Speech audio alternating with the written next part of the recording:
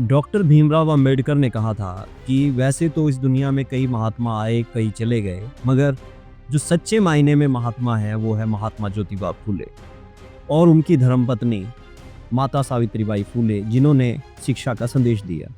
और सिनेमा जो है हम तक विचार पहुंचाने में बड़ी महत्वपूर्ण भूमिका रखता है और आजकल इन्हीं के ऊपर एक सिनेमा आया है जो लगातार चर्चा में है, जिसको चर्चा से खारिज करने में भी जो अपोजिट विचारधारा है वो पूरी भूमिका निभाती है। वो सोचती है ये फ़िल्म जो है थिएटर में ना लगे, ये सेंसर में पास ना हो पाए और कुछ ना कुछ काट-छाँट के वो उसको ऐसा कर देते हैं, अगर जाए भी तो बहुत कम मात्रा में जाए। मगर उसका जनता के बीच में जाना, उसका चर्चा बनना ही बड़ी बात है। तो ऐसे ही आज के वक़्त में महात्मा ज्योतिबा फूले के ऊपर जो फ़िल्म है वो अभी आई हुई है और वो थिएटर में नहीं लग रही, मगर ये थिएटर में लगे इसके लिए प्रयास बेगमपुरा चैरिटेबल ट्रस्ट ने किया हरियाणा में। और ये किस तरह का प्रयास था इसके बारे में हम जानेंगे डॉक्टर करमवीर दहिया से, जो समय समय पर हमारे शब्द मंच पर आते रहते हैं। आप देख रहे हैं शब्द मंच, आपकी बात आपका मंच, और मैं हूं नवल सिंह। डॉक्टर साहब, स्वागत है आपका।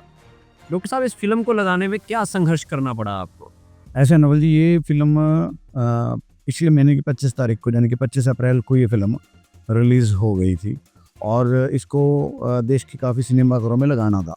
लेकिन यहाँ पे एक चीज़ रही है कि कुछ लोगों को ये लगता रहा कि ये कभी किसी कास्ट या किसी धर्म के खिलाफ है, क्योंकि जो महामना ज्योतिबा फूले जी की विचारधारा रही है वो बुरी सोच के खिलाफ, या फिर हम कह सकते हैं कि पाखंड के खिलाफ रही है। लेकिन कुछ लोगों ने पर्सनली उसको अपनी कास्ट या अपने धर्म के खिलाफ मान लिया, जबकि नहीं है वो, और उनको लगा कि ये फिल्म नहीं लगनी चाहिए। उनका विरोध भी हुआ काफ़ी जगह पे।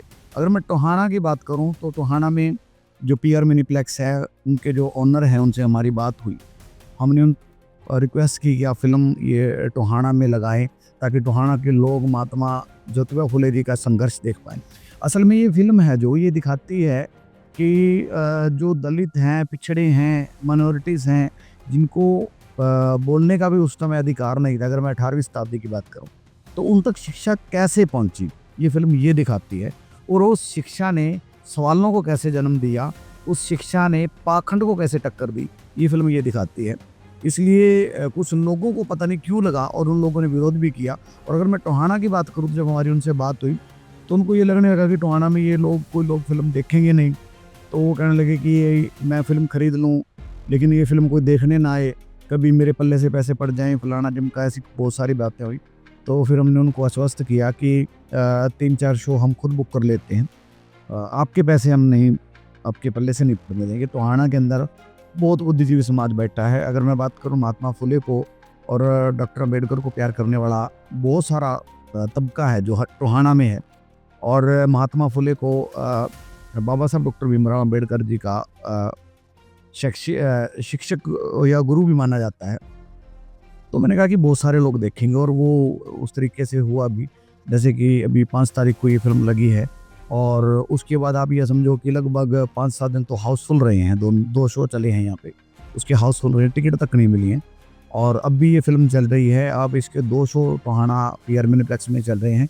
एक 3:20 पे चल रहा है शाम को और एक 5:30 बजे चल रहा है, और फिल्म बहुत अच्छा रन कर रही है आज की डेट में, अगर मैं टोहाना की बात करूँ तो। तो जब अच्छी चीज़ें आती हैं वो लोगों तक चर्चा में होनी चाहिए बाकायदा। उसमें क्या चीज़ें काटी गई हैं, क्या चीज़ें नहीं काटी गई है, एक आलोचना का, विवेचना का और विमर्श का विषय हो सकता है। मगर कम से कम ये जो फिल्म जब आई और ये पर्दे पर चलनी शुरू हुई और इसकी समीक्षाएं छपी, तो महात्मा ज्योतिबा फूले, माँ सावित्रीबाई फूले का जीवन और उनके साथ में जो फातिमा बहन है उनके बारे में जो चर्चा चली, वो चर्चा ही बड़ी महत्वपूर्ण है, जिसने फिर से इस बात को जन्म दिया कि भारत कभी ऐसा था और अगर भारत में आज भी अगर ऐसा है तो फिर,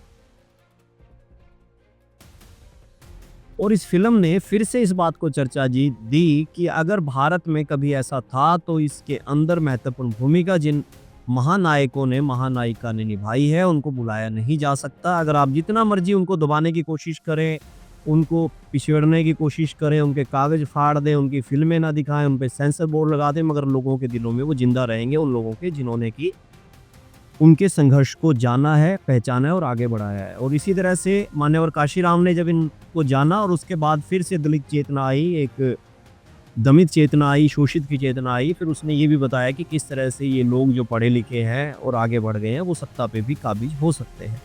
तो डॉक्टर साहब इस फिल्म को देख के आपने बताया कि काफ़ी उत्साह है, अभी है, लग रही है, बिल्कुल अभी भी लोग देख रहे हैं। अभी भी फिल्म चल रही है, अभी भी लोग देख रहे हैं। और मैं यहाँ पे एक चीज़ और बताना चाहता हूँ कि अगर मैं हरियाणा की बात करूँ या पंजाब की बात करूँ, तो किसी भी सिनेमा ने, मेरे को लग नहीं रहा कि किसी ने कमर्शियल तौर पे इस फिल्म को लगाया।